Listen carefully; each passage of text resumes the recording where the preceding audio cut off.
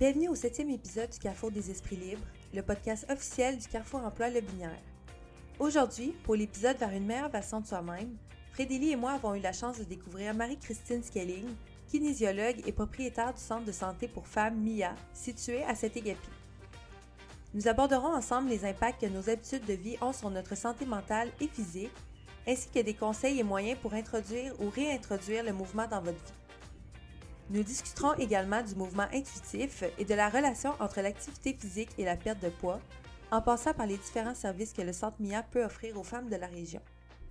Nous espérons que cette discussion viendra mettre en lumière que chacun a le pouvoir d'apporter des changements à sa vie et que vous n'êtes pas seul dans ce processus de changement. Bonne écoute!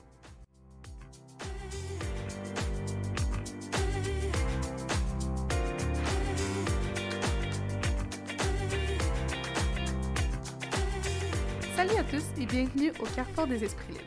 Ici Frédélie Et Chloé. Nous sommes en compagnie de Marie-Christine, kinésiologue et propriétaire du centre de santé MIA.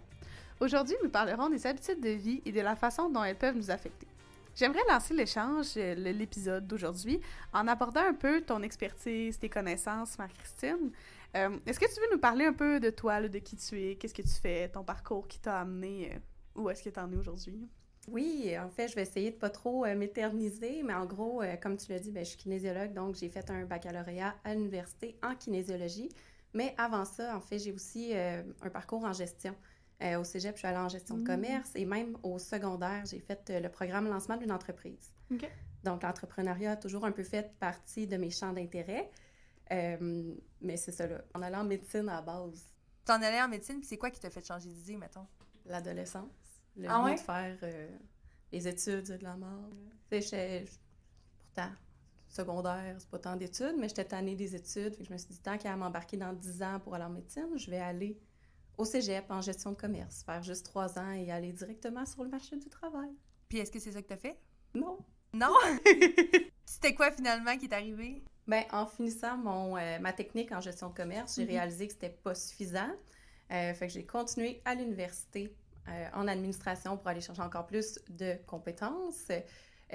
En parallèle, je travaillais aussi dans un gym. C'est là que j'ai fait mon stage final en gestion de commerce. Et après ça, j'ai continué dans le domaine des gyms et en administration à l'école. Je me suis tannée d'être assise à l'école. Je préfère bouger dans la vie en général. Puis en étant au gym, j'étais en contact aussi avec la clientèle qui s'entraîne, avec des entraîneurs. Puis je me suis mis à m'intéresser à l'entraînement privé. Fait que c'est un peu ça qui a fait en sorte qu'au final, j'ai lâché mon bac en administration et je me suis dirigée en kinésiologie à l'Université de Sherbrooke.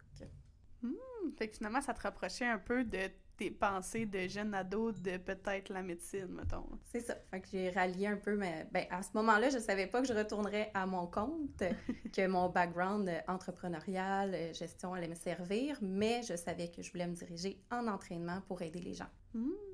C'est vraiment intéressant. Puis est-ce que tu as travaillé dans des gyms comme kiné avant d'avoir ta propre place à toi? Non. Quand j'ai terminé mon bac, j'ai continué. En fait, ce que j'ai pas dit, là, c'est que pendant mon bac, j'ai commencé à faire de l'entraînement à domicile à Sherbrooke. Donc, je me suis trouvée des clientes en privé. Fait que j'ai jamais travaillé comme kinésiologue dans un centre, mais j'ai toujours eu ma pratique à temps partiel à domicile où je me déplaçais chez les gens. J'ai aussi eu un contrat en entreprise chez Biscuit Leclerc à Saint-Augustin. Ils ont un gym pour les employés sur place. Fait que c'est le plus proche que j'ai eu d'expérience de gym, là, mais c'était pas un centre de conditionnement physique à part entière. C'était un service que tu offrais à leur compagnie, dans le fond. Oui, c'est ça. J'étais sur place là, dans l'entreprise pour offrir des cours de groupe, de l'entraînement, puis il y avait une salle aussi là, de musculation pour les employés. Fait que ces petits pas-là, en fond, ça a été tes premiers pas vers vraiment l'entrepreneuriat dans la vraie vie, là, dans tes projets professionnels. Là. Oui, c'est ça. Ça a commencé pendant le bac, puis ça a continué, mais c'était toujours un temps partiel. Et là est venue la grossesse. Ouais. Surprise, non pas si surprise que ça, mais là, c'est ça. J'ai eu des jumelles, donc j'ai été retirée du travail très tôt. Ensuite, là, retourner sur le marché du travail en tant que kinésiologue, un emploi de jour stable, c'était vraiment difficile à trouver. Fait que pendant 2 ans, je vous dirais, là, j'ai sorti complètement de la kinésiologie. Je ne pratiquais plus du tout. Et mon but, c'était vraiment d'avoir un revenu stable pour ma famille. Fait que je suis retournée dans une job plus administrative que je n'ai pas aimé au final. Parce que, comme je l'ai dit, pendant mes études en admin, ce qui me manquait, c'était de bouger. Il est arrivé la même chose avec une job de bureau. Je me suis tannée. Puis, c'est ce qui a mené à ton nouveau projet. Ouais, comment c'est venu ça, le nouveau projet, le Centre MIA? Parle-nous de tout ça. On en entend parler, là, ces temps-ci, puis on a fait des belles collaborations aussi avec le Carrefour, mais je veux t'entendre, toi, nous parler de ton bébé, de ton projet. Oui, mais à la base, MIA, c'est un diminutif pour mon premier, la phase 1 du projet qui était Maman intuitive et active. Fait que c'était même pas un centre d'entraînement pour femmes. Ça fait au-dessus d'un an là, que j'ai commencé ça. C'est des cours adaptés pour femmes enceintes et nouvelles mamans. Fait que je me spécialise vraiment dans le volet périnatal de l'entraînement. Et ensuite, ben là, l'ouverture du centre, c'est vraiment un hasard. C'était pas dans mes projets. Je pensais éventuellement, peut-être dans 3 ans, ouvrir une salle pour donner des cours, vraiment avoir mon local à moi, mais j'attendais de me développer une plus grande clientèle. Sauf que à Saint-Agapi, il y a le studio Action Détente qui était en opération depuis 36 ans et dont la propriétaire a décidé de fermer, là, pas parce que ça ne fonctionnait plus, mais parce qu'elle prend sa retraite bien méritée là, après 36 ans d'opération. Donc là, je suis allée la rencontrer. J'ai vu les installations qui avaient besoin d'être remises au goût du jour. Besoin d'un peu d'amour. Oui, un peu d'amour. Puis c'est ça. Il y avait encore quelques clientes qui restaient là, une clientèle potentielle pour moi. Fait que je me suis dit, bon, non, je voulais pas ouvrir un gym, mais il y a déjà une clientèle qui est là pour ça. J'adore les gyms, mais je ne pensais pas en ouvrir un. Là. C'était vraiment pas ça le but. Mais j'ai vu l'opportunité, puis je me suis dit, bon, pourquoi pas? Fait que c'est un peu arrivé sur un coup de tête, j'y ai réfléchi. Là. Quand même, c'est une grosse décision à prendre. Là. C'est beaucoup d'investissement de temps et d'argent, on se le cachera pas. Mais c'est ça, l'opportunité était là, puis j'ai décidé de la saisir tout simplement. Et étant donné que c'était une clientèle un peu plus âgée, c'était pas seulement des mamans, j'ai changé le nom là, pour MIA, qui est vraiment plus général que Maman intuitive et active. Mais quand même, la base reste là. Moi, je savais pas que le MIA, c'était diminutif pour ça avant, là. Non, oui. Exactement, c'est intéressant. Oui, puis ça, c'est sûr que ma clientèle, je l'ai gardée en tête aussi en réaménageant les installations. Tout a été pensé là, pour que la maman puisse venir s'entraîner avec bébé ou des jeunes enfants. J'ai une salle d'allaitement, j'ai une table à langer. Même ma massothérapeute, là, parce qu'il y a une massothérapeute sur place, elle donne des massages pour femmes enceintes. C'est la table qui est adaptée pour le ventre. Donc, c'est ça. C'est toujours pour que les mamans puissent venir s'entraîner, mais c'est aussi pour toutes les femmes. Là. C'est pas seulement pour cette clientèle-là. C'est important pour moi d'avoir un espace où les femmes se sentent à l'aise d'aller pour s'entraîner, qu'on soit habitué ou non à l'entraînement en salle. Des fois, c'est quand même stressant. La première fois qu'on rentre dans un gym, ça peut être intimidant. Je sais que c'est pas tout le monde qui est à l'aise. Donc, moi, c'était le but là, avec ce centre-là, c'est que tout le monde, toutes les femmes, en fait, parce que ce n'est que pour les femmes, se sentent à l'aise là, de venir bouger, que ce soit la première fois ou non. Et dans le fond, c'était vraiment d'offrir un endroit sécuritaire et sans jugement pour ces femmes-là pour peut-être remettre l'activité physique dans leur vie. Oui, la remettre ou commencer tout simplement quelque part. Génial. Puis tu m'as parlé de massothérapeute. Oui. C'est quoi les autres services qu'il y a? Dans le fond, si moi je m'en vais au Centre MIA, qu'est-ce que je pourrais avoir comme service? Pour l'instant, sur place, là, c'est ça. Il y a la masso, il y a moi en kinésiologie. Fait que vraiment pour de l'entraînement privé, des programmes adaptés, que ce soit pour le gym ou la maison. Je fais les deux formules. L'entretien motivationnel. Éventuellement, si on travaille sur une belle planification là, pour l'automne, des ateliers justement pour l'amélioration des habitudes de vie, la nutrition et tout ça. J'avais une nutritionniste au début, mais elle reste loin, donc on a laissé faire là, les consultations sur place parce que les déplacements, c'est un peu plus compliqué. Mais ça reste que j'ai des ressources, là, si quelqu'un a besoin de soutien au niveau de la nutrition, mais je peux référer à d'autres collègues. Génial. C'est vraiment intéressant. J'adore t'écouter parler. Clairement, t'es passionnée là, par ce que tu fais.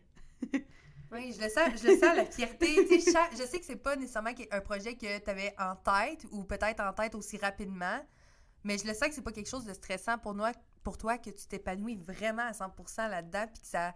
Peut-être que ça te motive justement de voir le changement que tu crées chez ces femmes-là. Oui, comme tout entrepreneur pourrait le dire, c'est pas toujours évident à tous les jours. Je pense qu'on est tous passés par la phase où on se dit, mais dans quoi je me sens embarquée, à quoi je pense, je retourne travailler pour quelqu'un demain. On a toutes des remises en question, mais quand on voit justement l'impact que ça peut avoir chez certaines clientes, là, c'est vraiment gratifiant, puis c'est le fun, puis c'est là qu'on réalise pourquoi on le fait. Parce que c'est ça, faut se rattacher là-dessus, parce que le reste du temps, là, c'est ça, ça représente des beaux défis d'être en business. C'est ça, c'est important de garder notre objectif, notre mission en vue pour traverser justement toutes ces petites épreuves-là qui peuvent parsemer le parcours d'un entrepreneur. Oui, c'est ça. Surtout que là, c'est quand même récent. Ça fait 6 mois que le gym est ouvert. Je dis le gym, le centre. La clientèle grandit tranquillement, mais c'est ça. C'est les débuts, là, fait qu'il faut se laisser la chance que ça augmente là, graduellement. Mais plus ça va, plus quand je discute avec des gens, ben là, ils ont vu le nom passer, ils ont vu le logo. Ils sont un peu plus au courant que ça existe, là, mais il y a encore du travail à faire. Absolument. Puis aujourd'hui, dans le fond, on se rencontre pour parler justement des saines habitudes de vie. J'aimerais ça qu'on commence par, selon toi, c'est quoi des habitudes de vie qui sont saines? Comment tu pourrais décrire ça? Oui, mais souvent, quand on parle de saines habitudes de vie, on pense à manger bien puis bouger plus. Tu sais, c'est les 2 premières qui viennent en tête de liste. Mais les habitudes de vie, c'est tellement plus que ça. Tu sais, il va y avoir la gestion du stress, de dormir, tu sais, dormir suffisamment, s'hydrater assez. Il y a tout ce qui est les relations interpersonnelles, c'est vraiment de cultiver des relations positives, d'avoir une bonne conciliation travail-vie personnelle. Tous ces éléments-là font partie des saines habitudes de vie sur lesquelles on devrait travailler ou du moins prendre conscience de nos habitudes dans toutes ces sphères-là et pas juste l'alimentation ou l'activité physique. Est-ce que ça a toujours été naturel pour toi d'adopter un mode de vie sain ou est-ce que c'est quelque chose que tu as dû travailler, mettons, dans ton parcours de vie? Je pense que pour tout le monde, c'est le travail d'une vie, en fait, d'avoir des saines habitudes de vie parce que, comme je l'ai dit, c'est dans les différentes sphères de la vie, pas juste l'alimentation, l'activité physique. Et en fonction des périodes dans notre vie, il y a des aspects qui vont être plus difficiles. Si on regarde juste la maternité, le sommeil, il n'y en a plus. Fait que toutes les périodes représentent, il y a un petit défi. Fait que pour toi, est-ce que ça a tout le temps été naturel de les garder? Tu sais, mettons, quand tu as eu tes filles, même si toi, tu travailles avec ça, les saines habitudes de vie, puis que c'est important pour toi, ils ont dû peut-être prendre le bord un petit peu quand tu as eu tes jumelles? Oui, je dirais que le mode survie a embarqué assez rapidement. Fait que se nourrir, point. C'était ça mon objectif. Là, peu importe qu'est-ce que je mangeais, il fallait que je mange. Bouger, je bougeais quand je pouvais, mais les occasions se faisaient plus rares. Fait que c'est sûr que selon les périodes, ben l'importance qu'on va accorder aux habitudes va différer. La relation aussi qu'on va avoir envers les habitudes, la relation envers l'alimentation peut varier. Aussi envers l'activité physique. Si on pense, moi, plus jeune, j'ai toujours été une sportive de nature. Fait que bouger, pour moi, c'était naturel. Ça n'a jamais été un problème. Si tu regardes après ça, au cégep, là, j'étais rendue trop petite pour jouer au volleyball. Là, je perds mon sport, je savais plus quoi faire. Puis, tu te passes rebelle, ben là, on préfère sortir que s'entraîner. Fait qu'il y a vraiment... Les habitudes de vie étudiantes. C'est ça. C'est ça. Il y a différentes phases dans la vie, puis ça fait que, c'est ça, notre relation aussi va changer envers les habitudes de vie.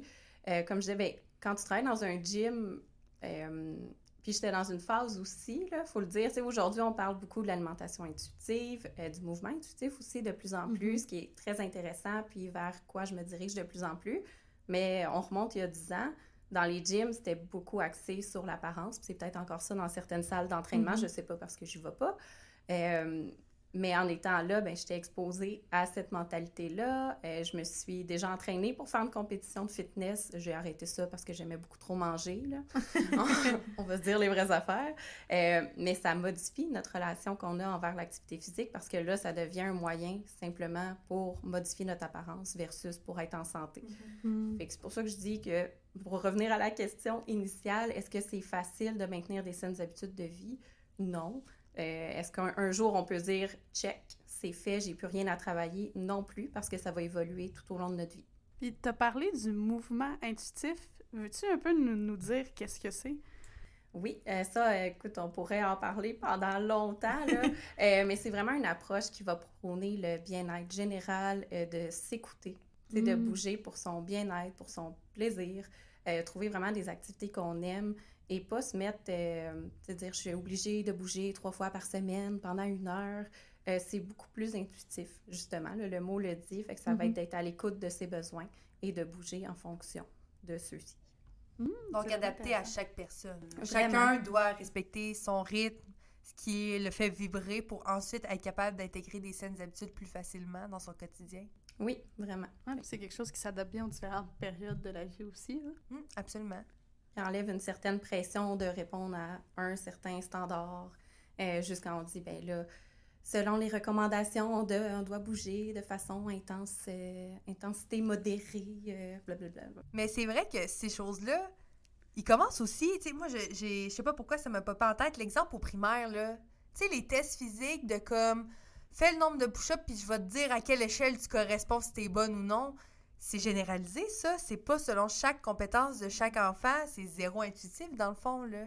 Oui. Bien, le système scolaire est fait comme ça, puis je veux pas embarquer dans un débat, surtout pas à la maison. Mon chum est prof d'éduc en passant, fait que je vais pas le dire On ici, le salue! là. Oui, on le salue. Mais c'est ça, le système scolaire est fait comme c'est standardisé, ça. là. Oui. Voilà, fait que c'est pas fait pour évaluer chaque enfant selon ses capacités à lui. Puis ça a des répercussions, veut pas. Quelqu'un qui n'est pas de nature sportive va finir l'école avec une impression négative de l'activité physique et ne sera pas porté à bouger dans son quotidien parce qu'il va se dire, ben j'ai jamais été bon en éduc, le sport, c'est pas fait pour moi, merci, bye-bye, je vais faire autre chose de ma vie. Il n'a pas été capable de développer des affinités avec le plaisir de bouger ou un sport parce que ses expériences ont été teintées négativement, justement. Voilà, parce qu'il a été noté sur son niveau de compétence, fait qu'il s'est dit, ben je suis pas bon là-dedans, j'en ferai pas. C'est ça. Puis quand tu te sens pas bon, ben tu vois plus nécessairement les bienfaits que ça peut t'apporter non plus. Voilà. Si tu sens que tu vis des échecs, tu iras pas t'en remettre la face pour en revivre d'autres non-stop, là. Tu sais, à un moment donné, tu vas vouloir juste t'éloigner de ça puis essayer autre chose qui va te faire vivre des réussites, alors que t'as peut-être pas juste trouvé la petite chose qui va allumer ton étincelle du plaisir de bouger. Exactement. Mais éventuellement, comme tu dis, tu sais, le disant, manger intuitivement, bouger intuitivement, c'était zéro présent dans notre société. On n'en parlait pas vraiment. Fait que, qui sait, peut-être que dans 10 ans, ces choses-là aussi vont venir sensibiliser dans les sphères qui sont plus structurées, plus standardisées pour justement venir allumer la petite cloche de « OK, c'est vrai, pas tout le monde a les mêmes compétences. Puis si on veut vraiment allumer leur plaisir de bouger, il faudrait qu'on se retourne de bord, on fait un 180 puis on change la façon dont on l'évalue. » Effectivement. Je pense qu'on le sait tous, là, tu sais, quand on veut changer une habitude de vie, c'est quelque chose qui est vraiment pas facile. Tu sais, c'est un défi quand même de taille, puis souvent, ça prend plusieurs tentatives avant d'avoir un résultat. Puis, selon toi, qu'est-ce qui va faire que ça va être aussi difficile de changer une habitude de vie? Bien, comme le mot le dit, c'est une habitude. Donc, c'est quelque chose qui est acquis. C'est un automatisme, on y pense pas, on le fait. Fait que d'aller changer ça, bien, première étape, il faut en prendre conscience que c'est une habitude qu'on répète puis que c'est pas bon pour nous, nécessairement. Et après ça, bien là, c'est de trouver les bons trucs pour aller la changer. Tu sais, les principaux obstacles que ma clientèle, en fait, qui me disent, qu'ils rencontrent, bien là, j'ai pas le temps. Tu sais, j'ai pas le temps de changer cette habitude-là, d'intégrer telle habitude à mon quotidien.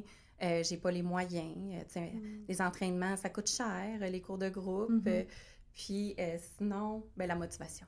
La fameuse motivation. C'est comme les 3 gros points. C'est la motivation, le temps et les ressources pour changer une habitude. Mais ça reste que, exemple, que le soir, là, je donne l'exemple. Parce que si on prend le temps, moi, j'ai pas le temps de changer mon habitude.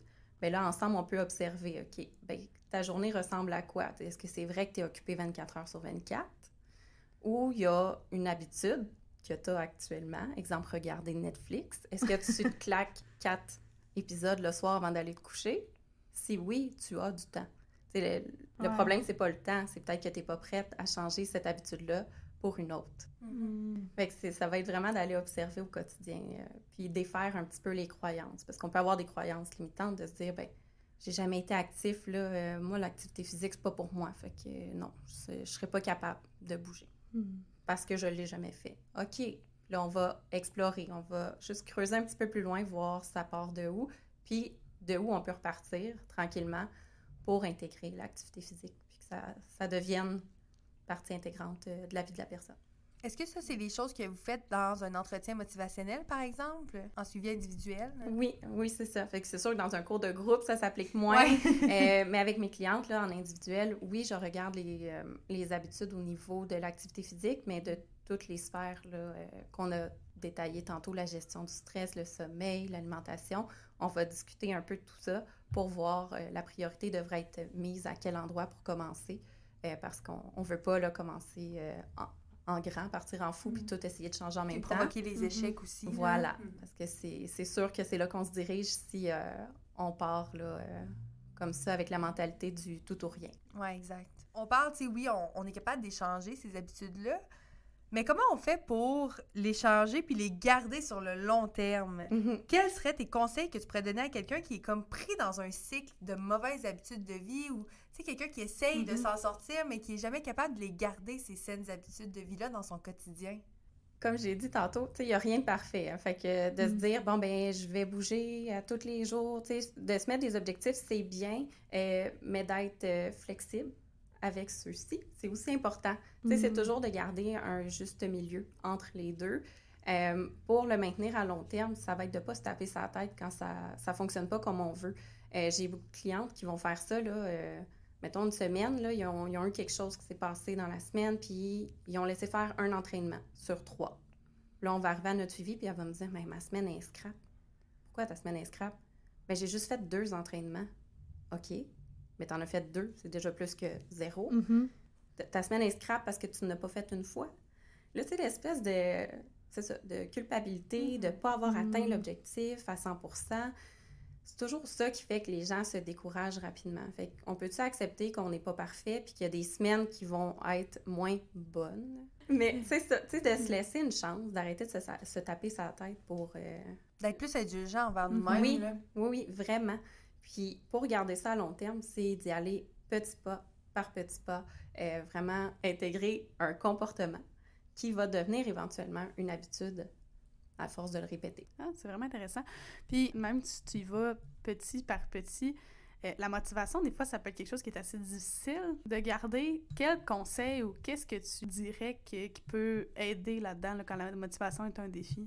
Ne pas se fier sur la motivation. Parce que c'est bien beau la motivation pour commencer une démarche. C'est là que c'est le temps d'attraper la personne au vol, là, quand elle est comme « Ouais, ça me tente! » Parfait, on embarque. Mais la motivation, c'est tellement variable. Ça va différer d'une journée à l'autre. Fait que ne pas se fier sur notre niveau de motivation pour les activités, là, ça a l'air facile de même. Ben, c'est comme tout, hein? C'est tout facile de donner des conseils, C'est ça. mais on sait très bien que c'est inconfortable le changement, puis c'est pas facile, mais il faut le faire. Oui. Puis des fois, tu sais, la motivation, là, première, là, ça va, c'est peut-être une motivation extrinsèque, qu'on dit. Fait que tu te dis, ah oui, là, je vais donner l'exemple facile de la perte de poids. C'est extrinsèque, OK? Fait que là, tu te dis, hey, j'ai commencé à bouger, puis là, cette semaine, j'ai perdu 5 livres. Fait que là, super motivée à continuer à bouger. Fait que là, la motivation, c'est ça. Mais la journée où tu atteins un plateau, puis là, tu vois que ton poids, il bouge plus, tu es démotivé, tu arrêtes de bouger. Parce que ta motivation, numéro 1, c'était extrinsèque. Tu te dis que ça sert plus à rien, dans le fond. Là. Ça sert plus à rien, j'ai atteint un plateau, puis là, boum, tu repars dans tes mauvaises habitudes, tu arrêtes de bouger parce que ça donne plus rien. Souvent, les premières motivations qu'on va ressortir, c'est extrinsèque, mais si on est capable d'aller déterminer un pourquoi un peu plus profond que ça, tu sais, OK, tu veux perdre du poids, mais pourquoi? Puis là, de poser la question à plusieurs reprises pour aller trouver le vrai besoin en dessous de tout ça. OK, tu veux plus d'énergie au quotidien. Qu'est-ce que tu vas faire avec cette énergie-là? Bien, j'aurais plus d'énergie pour jouer avec mes enfants. Je serais moins impatiente avec eux. Toutes ces raisons-là qui sont beaucoup plus importantes pour la personne qu'un chiffre sur une balance, bien, c'est là-dessus qu'on doit se concentrer. Puis quand ça te tente moins un matin, là, bien, rappelle-toi pourquoi tu le fais. Puis je pense que d'avoir des raisons plus fortes qu'un chiffre sur une balance, c'est un très bon départ. Je trouve ça beau dans le sens où est-ce que c'est un combat depuis combien d'années qu'on a sur l'image corporelle. Puis là, je vais prendre le centre Mia qui est juste pour les femmes, mais l'image corporelle sur les femmes, cette pression sociétale-là, c'est dur de s'en défaire. C'est dur de défaire ces schémas de pensée-là. Puis c'est bien justement qu'on l'entende, de le normaliser, là. Que justement, c'est beaucoup plus important avoir de l'énergie, par exemple, pour t'accomplir professionnellement, pour jouer avec tes enfants, pour faire des voyages, pour vivre longtemps, pour profiter de ta famille le plus longtemps possible. C'est sûr que ça, c'est des raisons qui sont beaucoup plus importantes sur le long terme qu'un chiffre sur une balance. Surtout, c'est ça notre motivation première. C'est juste de voir que si on veut développer l'habitude sur le long terme, ben il faut aller chercher des raisons long terme, pas le chiffre sur la balance. Mais ce qui arrive avec le poids, c'est qu'au début, quand j'ai commencé à me diriger plus vers le mouvement intuitif, justement, d'avoir une approche beaucoup plus axée sur le bien-être, je pense que je suis comme allée dans l'extrême. Tu sais, que là, le poids, c'est plus important du tout. Mais ça reste qu'on vit dans une société où les gens sont peut-être pas... Tu sais, moi, je suis dans le domaine, fait que je ne consomme que ce contenu-là, la diversité corporelle et tout ça. Je suis rendue là. Mon poids, je m'en fous. Pour vrai, ça fait je sais pas combien de temps je me suis pas pesée. Ça ne change rien à ma vie combien je pèse sur une balance. Mais c'est pas tout le monde qui est rendu là. Fait que pour mes clientes, pour qui c'est important, je veux quand même... Les respecter là-dedans, qu'elles se sentent respectées puis pas invalidées, là. Oui, je veux quand même être là pour les accompagner. Puis oui, je peux t'aider dans ton objectif de perte de poids, mais pas en ne ciblant que ça. C'est ça le message aussi, c'est correct. Tu as le droit de vouloir perdre du poids, comme tu as le droit de ne pas vouloir en perdre. C'est plus là le point. Il n'y a pas d'obligation d'en perdre. Il peut y avoir tellement d'autres raisons de bouger. Oui. Tellement plus de belles conséquences positives que juste la perte de poids. Tu sais, oui, c'est un bénéfice, mais en même temps, c'est pas la conséquence la plus positive que ça peut t'amener, là. Non, puis quand parce que là, j'ai parlé tantôt, tu sais, comment y arriver, ben là, oui, d'y aller petit pas par petit pas, mais ça va être aussi de se mettre des objectifs un peu plus précis, toujours en restant dans la flexibilité que j'ai parlé tantôt. Mais moi, mes objectifs, quand j'ai fait faire avec mes clientes, là, je dis que ça doit être positif. Fait que perdre du poids, c'est négatif. Ah! Je suis comme, là, on parle de perdre quelque chose. OK, c'est correct, tu veux atteindre tel chiffre. Fine. Maintenant, qu'est-ce que tu peux faire de positif? Bon, ben, j'aimerais avoir plus d'énergie. Mais comment qu'on va aller quantifier ça? Ben, ça va être avec des actions qu'on va faire. C'est bon, mais je veux ajouter ça à mon quotidien. Attends, je veux faire une marche de 10 minutes à tous les jours. C'est une action, c'est positif. Tu sais, je veux ajouter du mouvement à mon quotidien. Fait que toujours de renverser un petit peu la pensée qu'on a, tu sais, je veux perdre ça. Non, qu'est-ce que tu veux gagner dans ta vie? Modifier le discours. Oui. Juste la façon dont on dit les choses, là. C'est juste ça peut faire la différence. C'est que, oui, l'objectif de le formuler positivement, c'est une excellente idée. Puis juste ça aussi, sans que ce soit ça ton objectif de modifier leur pensée par rapport à la perte de poids, mais ça peut semer des petites graines qui vont leur faire réfléchir après ça plus loin puis qui vont faire « OK, c'est vrai, il y a plus que juste la perte de poids dans le fond, là. » Moi, ça me fait penser, là, parce que tu as parlé de, comme, semer des petites graines. Tu sais, je pense qu'aller consulter comme un professionnel, mettons, de la santé ou comme de la santé physique, comme toi, tu vas l'être, je pense que ça peut quand même être intimidant pour bien des gens. Fait que veux-tu nous parler un peu du processus, mettons, quelqu'un qui demanderait, comme, tes services en tant que kinésiologue, comment ça se passe et tout, là, comment tu fais ça avec la personne? Oui, bien, en premier lieu, parce que si on vient au gym de façon autonome, là, l'accès libre, je suis quand même là s'ils ont des questions, mais il n'y a pas l'accompagnement là, personnalisé, comme ce que je vous décris, là, cibler les objectifs et tout ça. Ça pourrait venir éventuellement dans un atelier de groupe là, à suivre. Mais en privé, là, la première étape, c'est une consultation initiale. Fait qu'on est dans un bureau, juste moi et la personne, et c'est un échange, une discussion où on fait le tour des habitudes, l'historique au niveau de l'activité physique. Fait que c'est là aussi que je vais en apprendre plus sur la relation que cette personne-là a avec l'activité physique. On va élaborer la question d'image corporelle. Oui, super important pour moi de savoir où la personne se situe, si elle est à l'aise avec son corps, avec son poids et tout ça, avant qu'on embarque dans le sujet. C'est quelqu'un qui a des troubles alimentaires, par exemple. Je ne suis pas spécialisée à ce niveau-là, fait que c'est sûr que je n'aborderai pas la question de l'alimentation. Je le référerais en nutrition si elle n'est pas déjà suivie. Mais je n'irai pas faire la prise des mesures, par exemple, le tour de taille, la pesée. Si c'est une personne qui a des énormes préoccupations à ce niveau-là, on va mettre ça de côté. De l'adapter vraiment à la personne. Oui. En fait, ton but, c'est vraiment que chaque personne se sente le moins brusqué possible et le plus à l'aise. Fait que, dans le fond, quand tu prends pas les mensurations, c'est juste pour pas rendre la personne inconfortable encore plus dans son inconfort face à son image d'elle, là. Oui, exactement. Puis le poids, moi, la prise des mesures, c'est toujours optionnel, selon les objectifs de la personne. Je le propose, mais c'est jamais obligatoire. Fait que quelqu'un qui n'est pas à l'aise avec ça, qui ne veut pas le savoir, qui veut pas se faire toucher, ça peut être ça aussi, là. C'est pas tout le monde qui est à l'aise quand on rentre dans la bulle personnelle. Moi, je suis très respectueuse à ce niveau-là, puis c'est ça. C'est vraiment optionnel. Je trouve ça vraiment intéressant. On dirait qu'on entend tellement d'histoires différentes, ou tu sais, de comme... c'est telle recette qui fonctionne, telle chose, que j'aime vraiment ton idée de... Tu sais, surtout, nous, on en parle souvent, là, comme intervenante et tout. J'aime vraiment l'idée de, comme, s'adapter puis de personnaliser l'activité physique à la personne, là. Jamais je vais faire...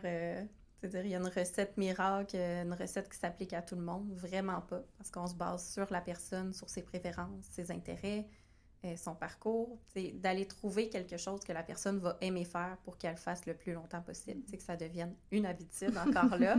Il faut apprendre à connaître cette personne-là. Puis il y en a qui le savent juste pas, qu'est-ce qu'elles aiment parce qu'ils n'ont jamais fait d'activité physique. Fait qu'en privé, là, ça va être d'aller explorer différentes façons de bouger pour cette personne-là. Puis même en groupe, une autre chose que je veux mettre en place, là, que j'avais commencé l'an dernier, c'est d'aller faire des essais de différentes façons de bouger en groupe. Fait qu'une gang de filles qui n'a jamais fait ça, exemple, du pole fitness. Là, je donne l'exemple, là. Mais tu sais, une gang de débutantes qui est comme « Jamais j'irai dans un cours entouré de monde qui en ont déjà fait. » Mais là, on part tout au même niveau. Une gang de 10, on s'en va faire ça. C'est dans les plans, là, éventuellement. Il y a un studio à Québec, là. Ça, ou le paddleboard aussi, initiation paddleboard. Fait que toutes des nouvelles activités pour aller aider les femmes à découvrir d'autres façons de bouger, puis peut-être avoir la piqûre, puis devenir active, faire autre chose. Tu avais un conseil à donner à quelqu'un là, qui veut changer ses habitudes, qui est conscient que peut-être c'est pas la meilleure chose pour lui, mettons ses habitudes actuelles, ce serait quoi que tu donnerais à la personne? De se mettre en action dès maintenant. Dès qu'on a une prise de conscience, de juste agir. Une petite chose, là ça revient à ça, mais vraiment d'y aller une étape à la fois, puis d'identifier sur quoi on a le goût de travailler en premier. Comme je dis, de travailler tout en même temps, on est voué à l'échec. Fait que de vraiment cibler un comportement qui est peut-être le plus facile à changer pour commencer, de commencer par celui-là, puis de le mettre en application le plus souvent possible, puis éventuellement, on va être capable d'ajouter un autre changement à ça. Fait que ce serait vraiment le conseil le plus simple à mettre en application, qui ne demande pas trop de temps, de ressources ou de motivation, juste de prendre celui qui serait le plus facile à changer, puis de commencer par là. Génial. Marie-Christine, merci beaucoup pour ton temps. Ça a été vraiment une belle discussion. On est vraiment content de t'avoir reçu, puis on espère que tu vas nous garder au courant des prochaines activités qui s'en viennent pour toi, puis pour le Centre MIA aussi. Oui, absolument. Merci pour l'invitation. Merci à toi.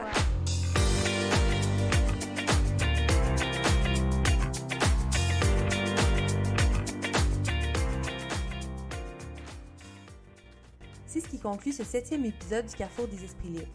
Avant qu'on se quitte, je vous invite à vous abonner à notre podcast pour ne manquer aucun épisode, mais également à nous suivre sur le reste de nos réseaux sociaux afin de ne manquer aucune activité offerte par le Carrefour Emploi La Binière. Vous trouverez les liens vers nos différentes plateformes dans la description. Vous avez des questions pour nous? Des suggestions de sujets ou des segments qui pourraient bonifier le podcast? Encore mieux, vous désirez vous impliquer dans le podcast, que ce soit à l'avant-plan ou dans le processus de production? Si vous avez répondu oui à au moins l'une de ces questions, vous trouverez les façons de nous joindre dans la description.